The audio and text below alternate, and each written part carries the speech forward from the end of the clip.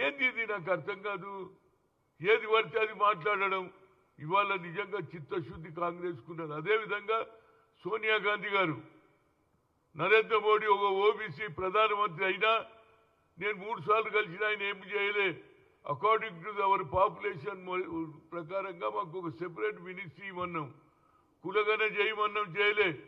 అదే ఇవాళ సోనియా గాంధీ గారు ఆ రోజులలో IIT, IIM, all India institute of medical సైన్సెస్లో రిజర్వేషన్ కావాలని కోరితే సుప్రీంకోర్టు కొట్టేసింది, నో క్వశ్చన్ ఆఫ్ రిజర్వేషన్. కానీ అదే సోనియా గాంధీ గారు మన్మోహన్ సింగ్ చెప్పి పార్లమెంట్లో బిల్లు పెట్టించింది.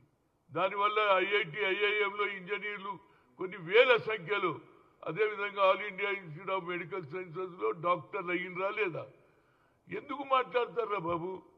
నడిమిట్ల ఆయన ఎవరు మన కమాలుద్దీన్ గారు కూడా అయ్యారు, ఒక మైనార్టీ అయ్యారు. అంతకుముందు ఎవరు సంజీవయ్య గారిని కూడా ఈ రాష్ట్రానికి ఏఐసిసి అధ్యక్షుడు చేశారు, అదేవిధంగా రాష్ట్ర ముఖ్యమంత్రి చేశారు. ఇవన్నీ మా ఘనత ఉన్నది. మేము 10 ఏళ్ళు ఉన్నాం, మీరు 10 ఏళ్లలో ఏం చేసిరు ఒక్కటన్నా చూపించండి. వీళ్ళు మేము చేస్తామని అన్నారు. కామారెడ్డిలో మేము అన్ని జిల్లాలు తిరిగి, సిద్ధరామయ్య గారు వచ్చారు, రేవంత్ రెడ్డి వచ్చారు, ఆ మీటింగ్లో 42%. అదేవిధంగా ఇవాళ మహేష్ కుమార్ గౌడ్ గారు కూడా మేము 42% రిజర్వేషన్ ఇస్తారని గట్టిగా చెప్తున్నాం. ఉన్నప్పుడు మీరు కేవలం పబ్లిసిటీ పర్పస్, ఇక ఆఖరికి మీరు చేసిన ఘనత ఏంది? తెలంగాణ తల్లి, దాని గురించి మీరు ఆలోచన చేయలేదు. మీరు 10 ఏళ్ళు ఉన్నా మీరు ఏం చేయలే. అదే రేవంత్ రెడ్డి గారు ఆ తెలుగు తల్లి విగ్రహం పెట్టినా లేదా? అంతేకాదు, నువ్వు బతుకమ్మ పెట్టి ఆడుతావు, కానీ బతుకమ్మ కుంట గురించి ఎప్పుడన్నా ఆలోచన చేసినావా? పేరే దాని పేరు బతుకమ్మ కుంట. దానికి నువ్వు ల్యాండ్, మీ ప్రభుత్వం ల్యాండ్ గ్రాబర్లకు అవకాశం ఇచ్చింది. అది కూడా ఇవాళ రేవంత్ రెడ్డి గారు బతుకమ్మ కుంటను బాగు చేయడానికి పర్మిషన్ ఇచ్చిండ్రు. ఇవాళ హైడా కమిషనర్ కూడా దానికి ప్రయత్నం చేస్తున్నారు. అక్కడనే బతుకమ్మ కుంట ఏర్పరచడానికి మేము శాయశక్తులకు కృషి చేస్తున్నాం. కేవలం మీరు మాటలే మాట్లాడడం తప్పితే మీటింగులు పెట్టుకుంటారు. ఇవాళ గుర్తు వచ్చినారు బీసీలు. ఆనాడు మీరు బీసీల గురించి ఆలోచన చేసినా? తెలుగు తల్లిని మర్చిపోతారు. టీఆర్ఎస్ పార్టీ మార్చేసి బీఆర్ఎస్ అని పెట్టుకున్నారు. బీఆర్ఎస్ పేరు పెట్టినప్పుడే అయిపోయింది మీకు.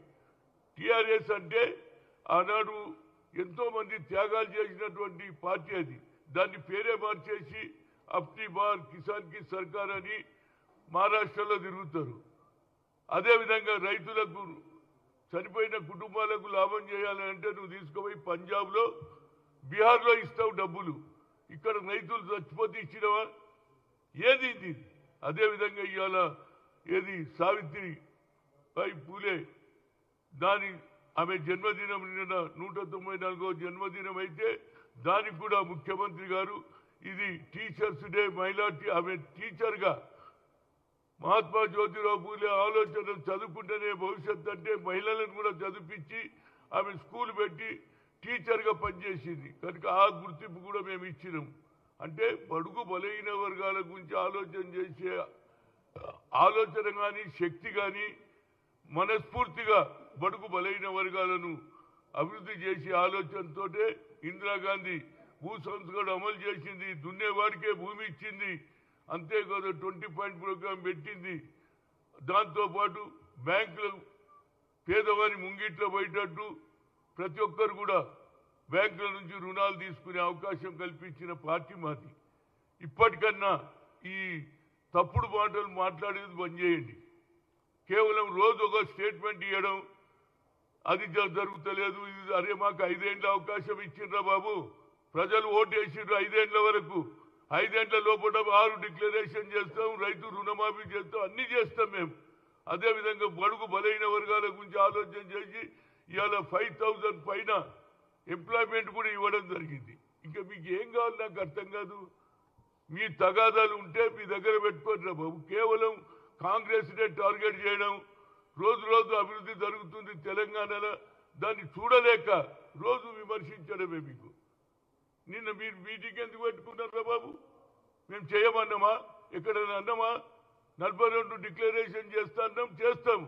సిద్ధరామయ్య వచ్చిండు, రేవంత్ రెడ్డి చెప్పిండు. ఆ మీటింగ్లో ఇంకోటి కూడా అడిగిన, అయ్యా ఇంత బడ్జెట్ మాకు సరిపోదు రేవంత్ రెడ్డి గారు, మా జనాభా ఎక్కువ ఉన్నది, దానికి పెంచాలన్నాడు. దానికి కూడా రేవంత్ రెడ్డి అష్యూరెన్స్ ఇచ్చిండు, బీసీ బడ్జెట్ కూడా పెడతాను.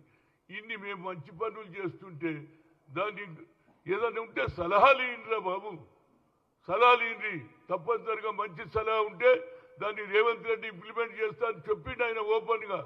మీరు అసెంబ్లీకి రారు, అసెంబ్లీలో కూడా పెడతారు. వచ్చినోడు ఆయన నాయకుడు అయితే ఎక్కడ ఉన్నాడో మరి కేసీఆర్ గారు 10 ఏళ్ళు ముఖ్యమంత్రి చేసిండు.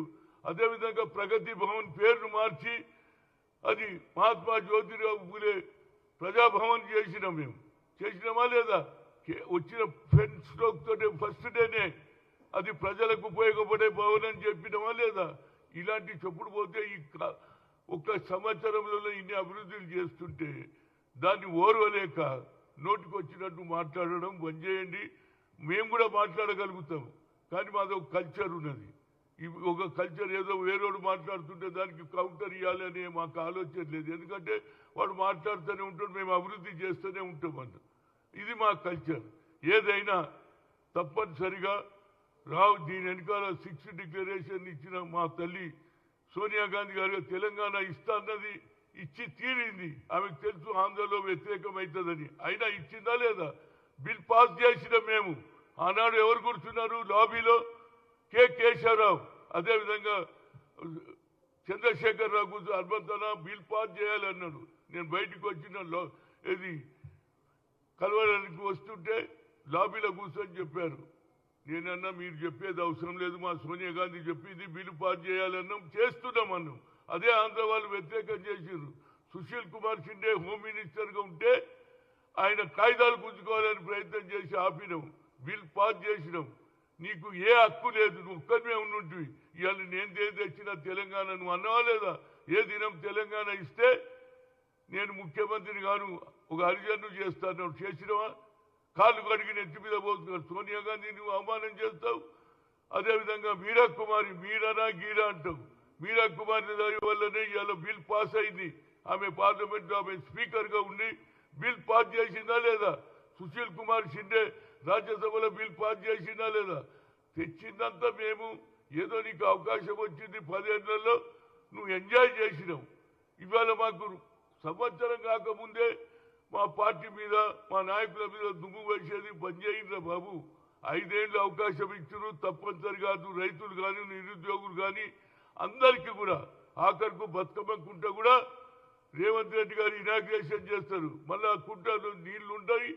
మా చెల్లెళ్ళు మా అక్కలు తప్పనిసరిగా వచ్చే సంవత్సరం బతుకమ్మ ఆడి తీర్థం, దానికి కూడా ప్రయత్నం చేస్తున్నాం. ఎందుకంటే ఆ రోజు మీ పార్టీలు ఉన్న వాళ్ళే ల్యాండ్ని కబ్జా చేస్తే దాన్ని విముక్తి చేసి బతుకమ్మ ఆడేందుకు బతుకమ్మ గురించి మాట్లాడే హక్కు మీకు లేదు, మాకున్నది. బతుకమ్మ కుంటను బాగు చేసింది మేము, బతుకమ్మ కుంటను పట్టించుకున్నది మీరు. బతుకమ్మ కుంట మీద ల్యాండ్ గ్రాబర్లకు మీరు మద్దతు ఇచ్చిందా లేదా మీ పార్టీ వాళ్ళు? కనుక ఇలాంటి భాష బంద్ చేయండి.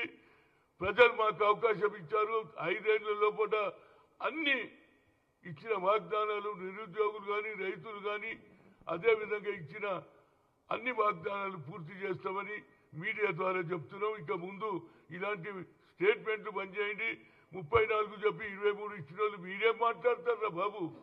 అదేవిధంగా ఏది ఇందిరా పార్క్ దగ్గర ఏది ధర్నా చౌక్ను కూడా ఎత్తేయాలని వాళ్ళు ఇవాళ అదే ధర్నా చౌక్ మీకు వనికొచ్చింది అన్నాడు, తీసేయాలన్నారు.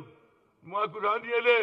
అదే కానీ మేము కొట్లాడి ఇందిరా చౌక్ను కూడా మేము రక్షించుకున్నాం. అందుకే నీకు ఆ అవకాశం వచ్చింది. ఇలాంటి భాష మాట్లాడేయండి. సోనియా గాంధీ ఇచ్చింది తల్లిని నువ్వు మర్చిపోయి తెలంగాణ పార్టీని మార్చి బీఆర్ఎస్ పెట్టినప్పుడే నువ్వు ప్రజల దగ్గర దూరం అయిపోయినావు. ఇప్పటికన్నా మాటలు బంద్ చేసి గత తప్పులు తెలుసుకొని ఇచ్చిన సలహాలు ఏదైనా ఉంటే మా ముఖ్యమంత్రి తీసుకోవడానికి రెడీగా ఉన్నాడు.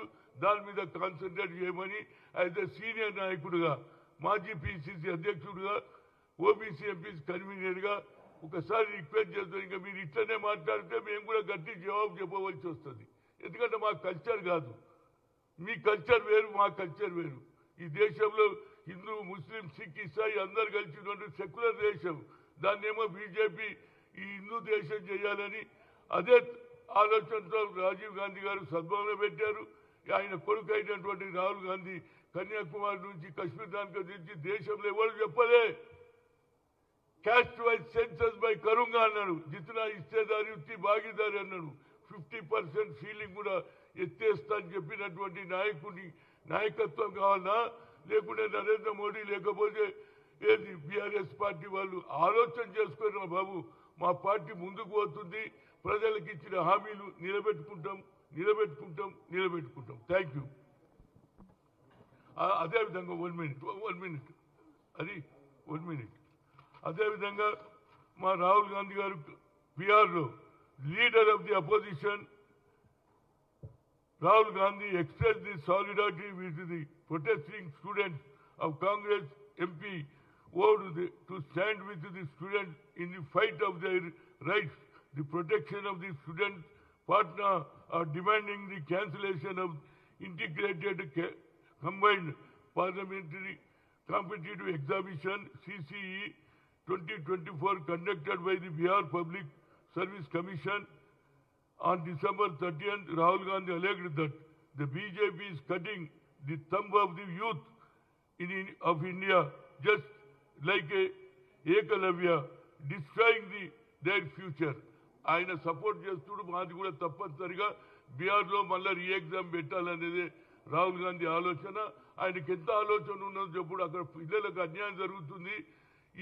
ఈ ఎగ్జామ్ను మళ్ళీ పెట్టాలని అన్నా పేద ప్రజలకు అన్యాయం చేస్తుంది. కాబట్టి రాహుల్ గాంధీ ఎంత దూరదృష్టి ఉందో దీన్ని బట్టి తెలుసుకోవాలని నాయకులకు, బడుగు బలైన వర్గాలకు, అదేవిధంగా అపోజిషన్ పార్టీ అది బీజేపీ కానీ బీఆర్ఎస్కు కూడా కళ్ళు తెరిచి మాట్లాడమని కోరుతున్నా. Okay, thank you.